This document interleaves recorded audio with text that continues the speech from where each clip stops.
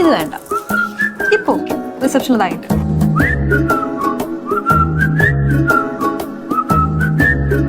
അതെ, നീ എന്തിനായിരുന്നു അന്ന് എന്നെ തേച്ചത്?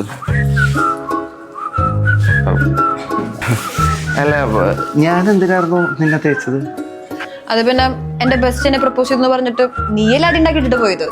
ആ, ഓർമ്മ ഞാൻ അന്നേ പറഞ്ഞതാവും ശരിയല്ലാന്ന്.